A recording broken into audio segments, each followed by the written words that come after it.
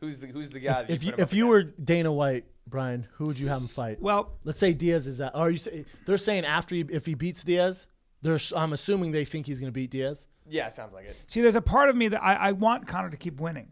So the UFC needs him to keep winning. The truth is, I don't want him fighting a guy like Frankie Edgar, who's a grinder. So because Frankie can take you down and just grind you out, and I don't want to see Conor lose that way. If I see Conor lose, I want to see him lose in a spectacular way or something. Like fighting Robbie Lawler at 170. Exactly. Where it's like, oh my God, this guy hits balls and he still wins. Exactly. That's why I like the fight. Exactly. Now that's a good example. Whereas, so I find myself protective of this shining jewel. I'm so protective of Conor. Because he's bigger. Because not only is he bigger than life, because you know he's a good person, and he's so entertaining and so gutsy. Conor McGregor one of the good guys, man. Conor he's a McGregor true martial artist. Yes, and he's such a the reason we love him and we're protective of him is because he is so courageous. He's so brave and graceful, and yes, to say what he says and to back it up, the guts it takes, the courage it takes, and the self-belief it takes is incredible. So who would you have him fight, B?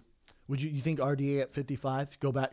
To me, that makes the most sense. I think RDA gets healthy and he fights for the 55 belt again. I'm sorry to harp on this for a second because I want to just self-confidence is one thing. Self-belief is something else. And I think the difference is self-confidence is when you compare yourself, is comparative, right? It's comparative to a field.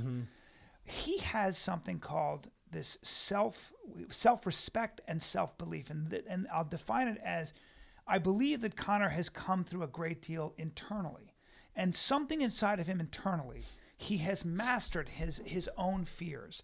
And I think the reason we love him is because he's a stark and bold example of someone who has through true training, has overcome himself, like the doubt and fear in himself. With right? So there's a moral power to him that we all love. There's like a mystic, higher being power. And that's how we feel. We feel like he's humanity. You don't want to see that guy lose. No, he's humanity at its best. He's doing the impossible. So they have a mental strategy coach at his gym in Ireland.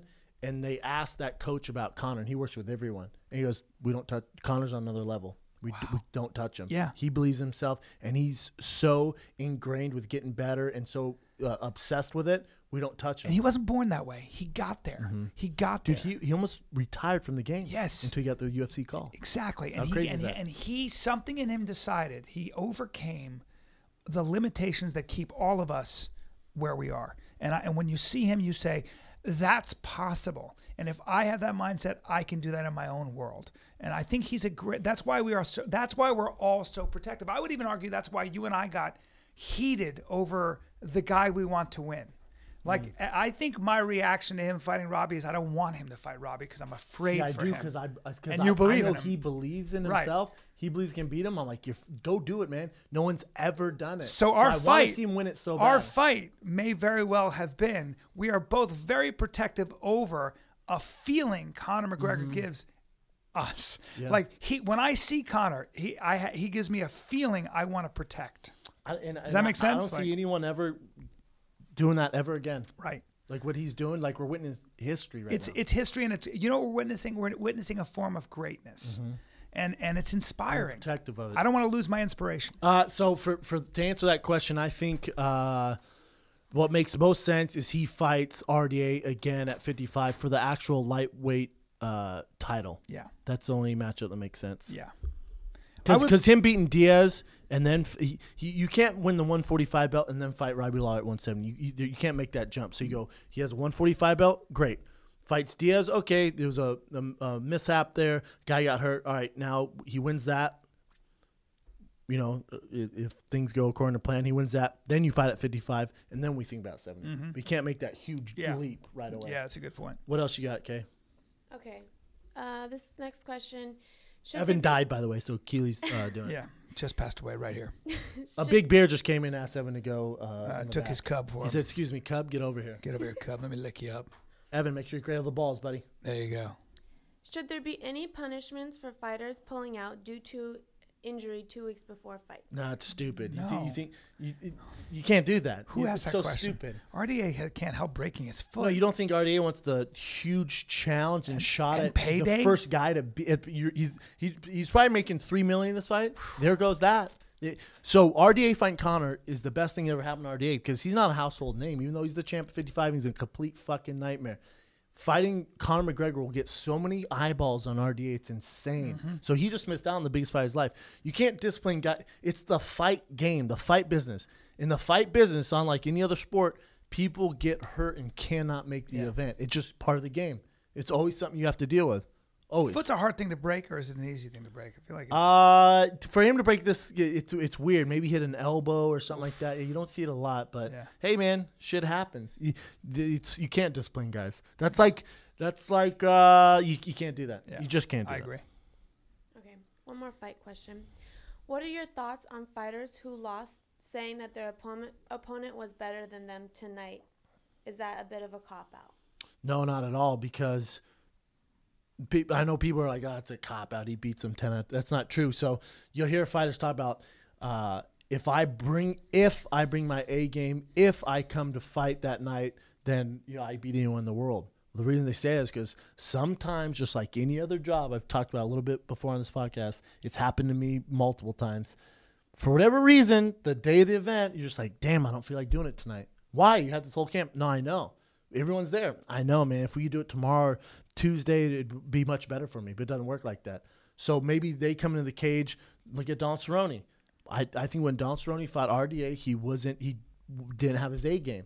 So that night, RDA is a better fighter. Now they fight 5 more times. I don't know if that fight goes like that all 5 times. So it just depends. Like, I'm sure some nights when you do stand-up, you might be off for whatever reason. Maybe there's stress on you. Just don't feel like doing stand-up. Maybe you and your wife got in a fight. Yeah. Maybe your kids are sick. Maybe you just don't feel like doing it. Just stand-up sometimes. I don't feel funny. But you have to. Yeah.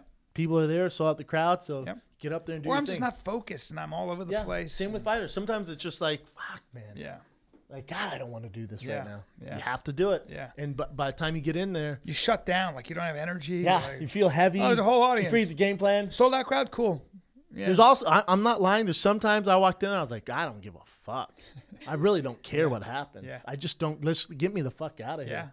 Hence, bad performances.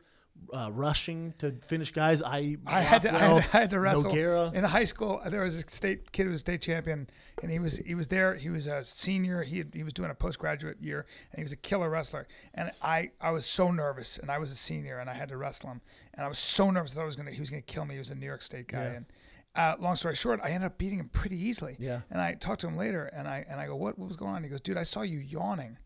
And I was so afraid because you seemed so relaxed. Like you dude, I was yawning because I was nervous. I couldn't get enough. Yeah. I couldn't get enough oxygen. But he saw me yawning. Dude, you know what's weird to me, and I'm sure someone knows about this. When there's a lot of, I think you told me, when there's a lot of stress on you, for whatever reason, if I'm in a high pressure situation, I get tired. I go into this. Do you know what they say about people that are about to get tortured? They start falling asleep. Their bodies, or before they're going to get executed too. The night before they keep falling asleep. If anyone had a camera, and there's a lot of pictures of this before Metamoris, before Rothwell, before Nogueira, before Roy, before all these fights, I would be sleeping in the back a lot of times. Yeah, I know with Chuck, I was like, I was sleeping a lot of times, and Chuck was just he's the Iceman. His thing is he didn't give a shit. I gave a shit, but I'd get so drowsy. Yeah, I'm like, how am I not up right now? Yeah, I can hear the fans. I'm about to go fight a murderer. Oh, weird, huh? That is. I can't so imagine drowsy. Being in the back of that cold steel and concrete structure. And drowsy. And you got to go fight a monster. And it's going to be a fight. And he's going to try to kill you. Man, it's nuts. Can't believe I did that. I can't either. Well. What else you got, Kay? All right, one more question. You got your birthday coming up in a few weeks, so what's one gift that you hope to get for your B-Day?